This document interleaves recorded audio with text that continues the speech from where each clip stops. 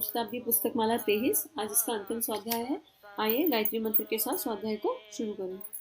ओम भूर्भुवः स्वः तत्सवितुर्वरेण्यं भर्गो देवस्य धीमहि धियो यो नः प्रचोदयात्। एक बहुत सुंदर पुस्तक का हमने स्वाध्याय किया। उसमें जीवन की 4 इम्पोर्टेंट महत्वपूर्ण चीजों पर गुरुदेव ने प्रकाश डाला। साधना, स्वाध्याय, संयम और सेवा। गुरुदेव ने इसको डिटेल में बताया कि साधना मतलब उपासना, और साधना पास बैठना और खुद को साध लेना, अपने इष्ट से एक हो जाना। उसके बाद गुरुदेव ने संयम बताए 4 तरीके के हमें, इंद्रिय संयम, अर्थ संयम, समय संयम और विचार संयम। उसके बाद गुरुदेव ने बताया कि स्वाध्याय मतलब स्वा का अध्ययन, खुद के साथ बैठना, सत्संग करना, और ये हमारे थॉट प्रोसेस को चेंज करता है। और फिर गुरुदेव ने सेवा के बारे में बताया। तो अब इसकी समरी चल रही है बुक की, और लास्ट स्वाध्याय में गुरुदेव फिर हमें स्वाध्याय के बारे में बता रहे हैं कि हमें स्वाध्याय किस तरह और कितना रोज करना चाहिए। स्वाध्याय के लिए कम से कम आधा घंटा समय निकाल लेना चाहिए।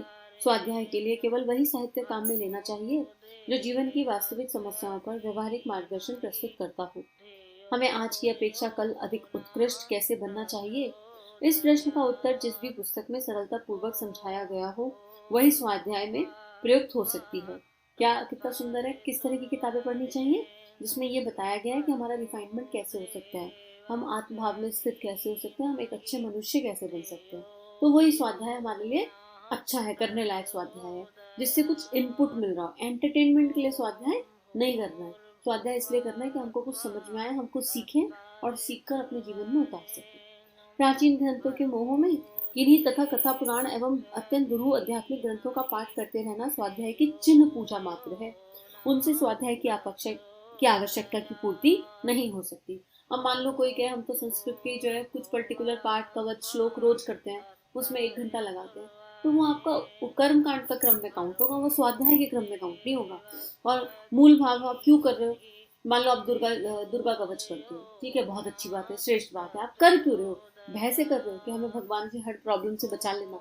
उसका अर्थ समझ में आ रहा हो या नहीं आ रहा, वो अंतरात्मा में उतर रही हो या नहीं उतर रही, उससे कोई लेना देना नहीं है। बस बहग्रस्त होकर दुर्गा कवच कर लिया तो क्या फायदा?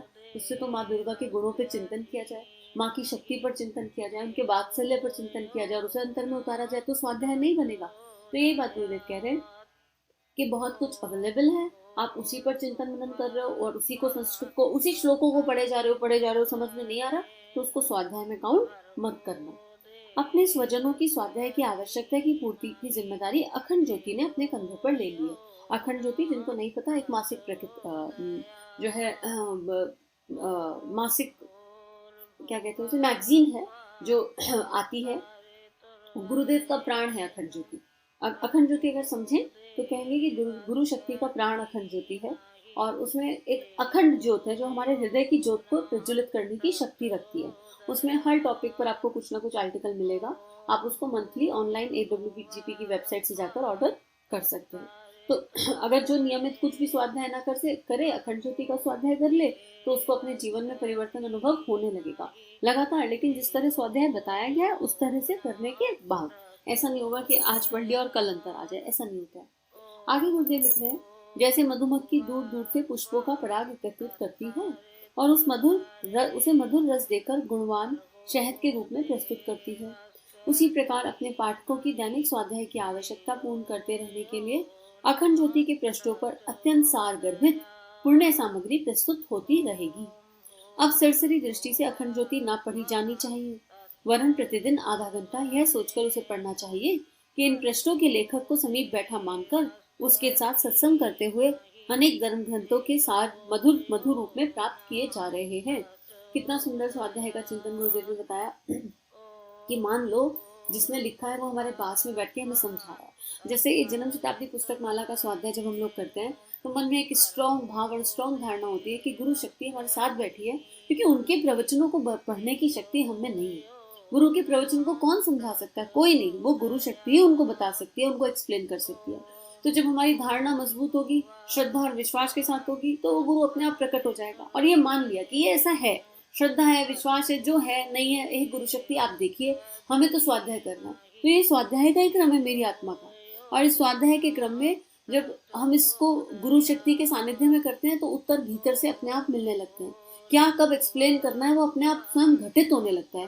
तो आप लोग करके देखो इस तरह स्वाध्याय। कोई भी श्रेष्ठ पुस्तक उठाइए, उसके लेखक के चिंतन चरित्र को, गुण कर्म स्वभाव को देखिए, उन्होंने अपने जीवन में क्या श्रेष्ठ किया उसको जानिए, और उसके बाद भावना कीजिए कि वो लेखक सत्संग के जैसे, ऋषि के जैसे आपके समक्ष बैठे हैं, और आप स्वाध्याय कीजिए। आप अपने जीवन में परिवर्तन अनुभव करने लगेंगे नियमितता से। आगे अगला लास्ट टॉपिक रह गया संयम। इसकी समरी गुरुदेव दे रहे हैं। क्या कह रहे हैं? संयम की योजना रात को सोते समय बनानी चाहिए। चारपाई पर पड़ते ही तुरंत नींद किसी को नहीं आ जाती। कुछ समय सोने में जरूर लगता है। इस समय को संयम योजना बनाने में लगाना चाहिए। अपनी शारीरिक मानसिक शक्तियों और संपदाओं को अनावश्यक रूप से अव्यय अगर हो रहा हो तो उसको रोकने के लिए आत्मिक प्रयोजनों में लगाना संयम होता है। क्या मतलब? हमारे पास बहुत सारी शक्ति है परमात्मा की दी हुई, ये समझाया गया था। जैसे वाणी एक शक्ति है। अब कोई भी एक शक्ति को फोकस करके रात को सोने से पहले एनालाइज कर लें कि हम अपनी शक्तियों का कहाँ पे इन्वेस्टमेंट कर रहे हैं, हम उन्हें स्पेंड कर रहे हैं कि इन्वेस्टमेंट कर रहे हैं। परमात्मा का दिया हुआ अद्भुत खजाना है। अगर हमें लग रहा है कि हम इन्वेस्टमेंट कर रहे हैं, वेल एंड गुड, उससे तो अपने आप रिजल्ट्स आ ही जाएंगे। अगर हमें लग रहा है कि हम स्पेंड कर रहे हैं, तो हम रात को बैठे बैठे संकल्पित हो जाएं, योजना बनाएं कि कल हम क्या काम करेंगे और क्या काम नहीं करेंगे।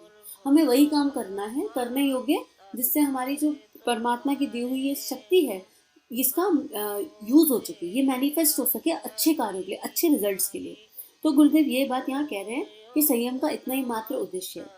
सोते समय दिन भर के कार्यक्रमों पर विचार कीजिए। आज हमारा शरीर बल, बुद्धि बल, धन, जीवन निर्वाह के लौकिक कार्यों में लगा या नहीं। अब गुरुदेव ने ये भी बता दिया कि कौन कौन सा, शरीर का बल, बुद्धि का बल और धन, ठीक है, और समय, ये सब देखना है। क्या इसमें से कुछ समय श्रम और धन के लिए बचाया जा सकता था? यदि बचत हो सकती थी और अधिक व्यय कर डाला गया तो उसे असंयम का एक चिन्ह मानना चाहिए। वही अगर इन्वेस्टमेंट नहीं करी, एक्सपेंडिचर किया, तो इसका मतलब हमें अपने ऊपर और काम करने की आवश्यकता है। अगले दिन के लिए ऐसा उपाय सोचना चाहिए कि वह अपव्यय कम होता चले। पूर्ण रूप से विविध असंयमों को तुरंत छोड़ सकना संभव ना हो तो उन्हें घटाते अवश्य चलना चाहिए। आज की अपेक्षा कल वह असंयम घटे ही नहीं, बढ़े। आहार में अनेक प्रकार के अनेक स्वाद के व्यंजन ना हो। नियत समय के अतिरिक्त अन्य समय ना खाया जाए। विवाहित जीवन में भी काम सेवन की अवधि और मर्यादा बनी रहे, और वह मर्यादा लंबी ही होती चले, छोटी नहीं। विलासिता की चीजें घटे, सादगी बढ़े। सिनेमा, ताश, बीड़ी आदि का शौक लग गया हो और यदि वह तुरंत ना छूटता हो तो उनकी संख्या एवं अवधि 2-2 दिन करके घटा ही जा सकती है। अगर अपने ऊपर वाला खर्च क्रमशः घटाना चाहिए और ऊपर की वस्तुएं जितनी कम की जा सके उतनी कम बरतनी चाहिए। मतलब गुरुदेव जी हमें सब पहले समझा चुके हैं। अब अगर धन के क्रम में है तो फिर देखना चाहिए नीड और ग्रीड का अंतर, रिक्वायरमेंट और लग्जरी का अंतर। अगर हमें कोई हमारे अंदर कोई विकार है, कुछ हमें आदत है ताश की, बीड़ी की, सिगरेट की, इस तरह की कोई भी हमारे अंदर व्यसन है, तो धीरे धीरे उनमें कंट्रोल करना चाहिए। कोई भी गंदी आदत है तो उसको सुधारने के लिए छोटे छोटे मिनी स्टेप उठाने चाहिए। आगे लिख रहे हैं, धन, संतान, भाई भाई आदि की तो आकांक्षाओं को बहुत सीमित करते चलना चाहिए। दाम्पत्य जीवन में अपनी नियत सामाजिक मर्यादा में पूर्ण संतुष्ट होकर पराई पत्तल चाटने के लिए ललचाते हुए मन को निग्रह पूर्वक रोकना चाहिए। आवेश, उत्तेजना, शोक, चिंता, भय, क्रोध, लोभ जैसे पतन के गर्त में धकेलने वाले असंयमों को उस सायकाल के आत्मनिरीक्षण काल में भली प्रकार परखना चाहिए कि आज की शत्रु का कितना बाहुल्य रहा और कल उनको नियंत्रण में रखने के लिए क्या क्या सावधानी बरती जाए, यह सोचना चाहिए। संयम का तात्पर्य है कि बची हुई शक्तियों को शारीरिक कार्यों में से समेटकर आध्यात्मिक कार्यों के लिए लगाया जाए। जो समय, जो धन, जो बुद्धि संयम के द्वारा बचाई गई है, उसे सत्कार्य में, परमार्थ में लगाया जाए तो उसे अभिष्ट उद्देश्य की पूर्ति हो सकती है। अब गुरुदेव यही कह रहे हैं कि इतनी सारी श्रेष्ठ शक्ति मिली है, इस शक्ति का सदुपयोग करना ही संयम है। जितना भी एक एक क्षण का सदुपयोग, एक एक पल का सदुपयोग, और सदुपयोग करते हुए सही दिशा में जीवन जीने का प्रयास। आगे जब इतना सब कुछ हो जाएगा तो सेवा अपने आप बन पड़ेगी, फूल खिलेगा तो खुशबू फैलेगी। तो गुरुदेव सेवा के बारे में बता रहे हैं कि सेवा एक्चुअली है क्या। सेवा का अर्थ है किसी आत्मा का स्तर ऊंचा उठना। किसी कष्ट पीड़ित को पैसा या सम्मान देने से सामायिक सहायता हो सकती है, पर आत्मा का कल्याण ज्ञान देकर उसके स्तर को ऊंचा उठाने में ही हो सकता है। इसलिए सेवा को ही ज्ञान यज्ञ कहा जाता है। हमें अपने लिए जिस प्रकार स्वाध्याय और सत्संग के साधन जुटाते हैं, उसी प्रकार दूसरों के लिए है उपकार करने की योजना कि कुछ ना कुछ योजना नित्य बनानी चाहिए। इससे बड़ा पुण्य परमार्थ इस संसार में और कुछ नहीं। सबसे बड़ा सेवा कौन सी है? ज्ञान यज्ञ। सबसे बड़ी सेवा जो मुझे प्राप्त हुआ परमात्मा की अनंत असीम कृपा से उसे आगे बढ़ते जाना। ये गुरुदेव हमें बार बार बता रहे हैं कि इससे बड़ी सेवा नहीं हो सकती। तो एक सेवा आप लोग ऐसे कर सकते हो, अगर आप नियमित सुनते हैं ऑडियो, तो आपको उस ऑडियो में क्या मिला, जो आपके हृदय को सबसे ज्यादा स्पर्श किया, वो कमेंट्स में लिख दीजिए। सेवा है, आपके कमेंट पढ़ के अगर कोई और मोटिवेट हो जाता है और वो सुन लेता है, तो क्या पता उसके जीवन में कोई परिवर्तन आ जाए। केवल अपने हृदय की बात को लिखिएगा जो आपके अंतःकरण को स्पर्श करे। और इसी ऑडियो को आजकल यूट्यूब से आजकल हम इन ऑडियोज को कितना कितना ज्यादा फैला सकते हैं, ये हम सोच भी नहीं सकते। आपके मोबाइल में ना होने में भी 100, 200, 300 कॉन्टेक्ट नंबर तो हो सकते हैं। ब्रॉडकास्ट लिस्ट बना लीजिए, बिना ये सोचे कि कौन क्या सोचेगा, और ब्रॉडकास्ट लिस्ट बनाकर एक मैसेज भेज दीजिए कि हम आपको नियमित स्वाध्याय भेजना चाहते हैं। अगर आप इच्छुक हैं तो बताइए, और अगर आप इच्छुक नहीं है तो हम जबरदस्ती नहीं भेजेंगे। अपना कर्म तो कर ही सकते हैं बिना अपेक्षा के। तो ये भी तो एक तरह की सेवा है। और छोटे छोटे स्तर पर अपने घर में वीकली सत्संग, वीकली स्वाध्याय की व्यवस्था रख लीजिए। एक किताब उठाई, सब लोगों ने मिलकर साथ बैठ के चिंतन मनन करके पढ़ ली। वीक में एक बार कर सकते हैं, रोज नहीं कर सकते तो आत्मीयता का विस्तार भी होता है। जो तरीका समझ में आता हो उससे कर लीजिए। सबके पास अपने अपने तरीके होते हैं, सबके पास अपनी अपनी सिचुएशन होती है, तो उसके आधार पर निर्णय ले लीजिए। आगे गुरुदेव लिख रहे हैं, यह कार्य अपने परिवार से ही आरंभ कर दीजिए। कोई सुविधा का ऐसा समय ढूंढ लीजिए जिसमें घर के अधिकांश व्यक्ति इकट्ठे हो सके। इस समय एक पारिवारिक सत्संग प्रतिदिन चलाया जाए। 24 गायत्री मंत्रों को सब लोग मिलकर जप करें। माता पिता चित्र को धूप दीप से पूजन करें।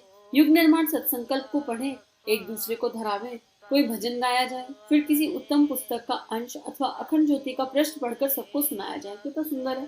गुरुदेव भी वही बात कह रहे हैं, सॉल्यूशन दे रहे हैं कि अपने घर से स्टार्ट कर लो। कुछ नहीं तो घर में एक व्यवस्था बना लो कि युग निर्माण सत्संकल्प पर डेली चर्चा करेंगे। एक सत्संकल्प उठाया, उस पर 10 मिनट की चर्चा करी, उसका सार तत्व क्या निकला उसको नोट कर लिया सबने। और नियमित रूप से ऐसे फिर 18 सत्संकल्प है, पूर्ण हो जाएंगे, फिर रिविजन कर लिया नियमित, जब तक वो व्यवहार में उतर ना जाए, जब तक गुण कर्म स्वभाव में उतर ना जाए। और 24 गायत्री मंत्र के साथ एक समूह की शक्ति के साथ ध्यान पूजा कर ली, उपासना कर ली। तो आगे गुरुदेव अब लिख रहे हैं, फिर किसी उत्तम पुस्तक का स्वाध्याय अंश अखंड ज्योति का पृष्ठ पढ़कर सबको सुनाया जाए। परिवार में प्रतिदिन उत्पन्न होने वाली समस्याओं पर भी इसी सत्संग में विचार विनिमय किया जाए। इस प्रकार सामूहिक उपासना एवं विचार गोष्ठी के रूप में यह सत्संग नियमित रूप से चला करे तो उसका प्रभाव सब लोगों के जीवन पर अवश्य पड़ेगा। घर में सद्भाव, सद्विचार, सत्कर्म एवं सज्जनता की धर्म परंपरा बनी रहेगी। सद्विचारों के अभाव में ही कुबुद्धि उपजती है और पनपती है।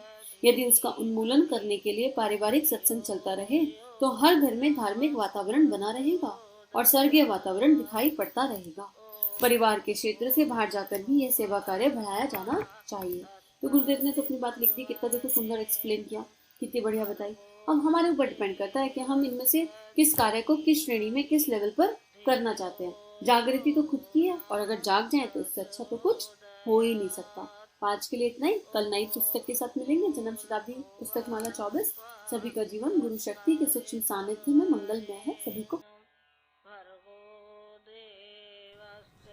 हमारे YouTube चैनल को सब्सक्राइब कीजिए और बेल आइकन पर क्लिक कीजिए ताकि आने वाली सभी वीडियो की नोटिफिकेशन आपको मिलती रहे। आप सभी को बहुत बहुत थैंक यू।